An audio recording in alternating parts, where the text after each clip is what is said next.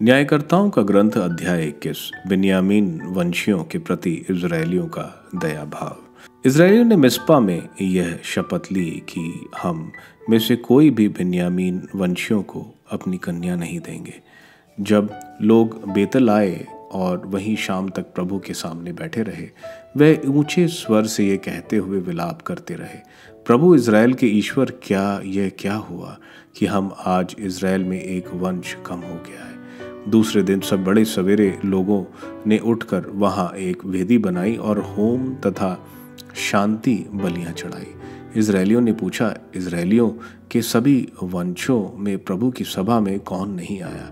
क्योंकि उन्होंने महा शपथ ली थी कि जो मिस्पा में प्रभु के सामने नहीं आएगा उसे अवश्य मृत्युदंड मिलेगा। अब इजरायलियों में अपने भाई बंधु बिन्यामीन वंशियों के प्रति दया उत्पन्न हुई और वह कहने लगे, इजराइल में एक वंश कम हो गया है। अब हम उनको जो शेष बचे हैं स्त्रियां कैसे दे सकेंगे? हमने जो तो प्रभु को यह शपथ ले ली कि हम उनके साथ अपनी कन्याओं का विवाह नहीं करेंगे। पूछताछ करने पर कि यहाँ कोई ऐसा इजरायली वंश है जो मिस्पा में प्रभु के पास नहीं आया था। मालूम हुआ कि गिलियाद में याबेश से सभा में शिविर से कोई नहीं आया था। लोगों की गणना करने पर मालूम हुआ कि गिलियाद के याबेश वंशियों में वहां कोई उपस्थित नहीं था।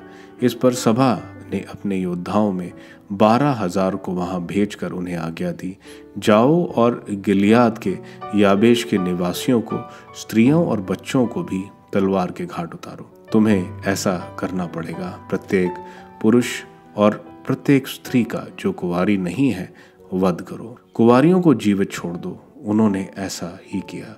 उन्होंने गिलियाद के याबेश के निवासियों में 400 कुंवारी कन्याएं मिली जिनका किसी पुरुष से साथ संसर्ग नहीं हुआ था। वह उन्हें कानान देश के शिलो के पास शिविर में ले आए। इसके बाद सारी सभा ने उन बिन्यामीन वंशियों को जो रिमोन की चट्टान पर पड़े थे संधि का संदेश भेजा। इसलिए उस समय बिन्यामीन वंशी लौट आए और उन्हें वे कन्याएं दी गईं जिन्हें उन्होंने गिलियाद के याबेश की स्त्रियों में से जीवित छोड़ दिया था, लेकिन ये उनके लिए पर्याप्त नहीं थी। शिलो की कन्याओं का बिन्यामीन वंशियों द्वारा अपहरण। लोगों ने बिन्यामीन वंशियों पर दया की क्योंकि प्रभु ने इजरायली वंशियों में दरार पैदा कर दी थी। तब समुदाय के नेताओं ने कहा, बिन्यामीन की स्त्रियों का तो संहार कर दिया गया है, हम बचे हुए लोगों को स्त्रियां कहाँ से दें? उन्होंने कहा, बचे हुए बिन्यामीन वंशियों को संतति चाहिए जिससे इजराइल का एक वंश नहीं मिटे, परंतु हम उन्हें पत्नी के रूप में अपनी कन्याएं नहीं दे सकते।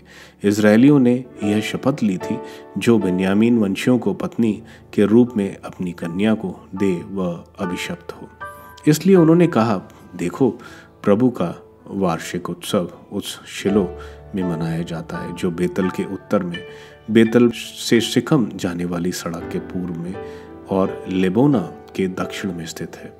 जब उन्होंने बिन्यामीन वंशियों को यह आदेश दिया कि तुम जाकर दाखबारियों में घात में बैठ जाओ, तब शिलो की पुत्रियों को नाचती हुए देखो, तो दाखबारियों से निकलकर प्रत्येक व्यक्ति अपने लिए शिलो की कन्याओं में से एक एक को पकड़ ले और बिन्यामीन देश ले चलो।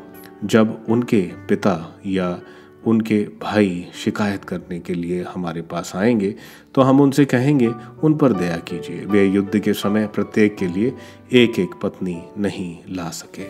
आपने तो उन्हें अपनी कन्याएं को नहीं दिया, इसलिए आपका कोई दोष नहीं लगा। बिन्यामीन वंशियों ने ऐसा ही किया।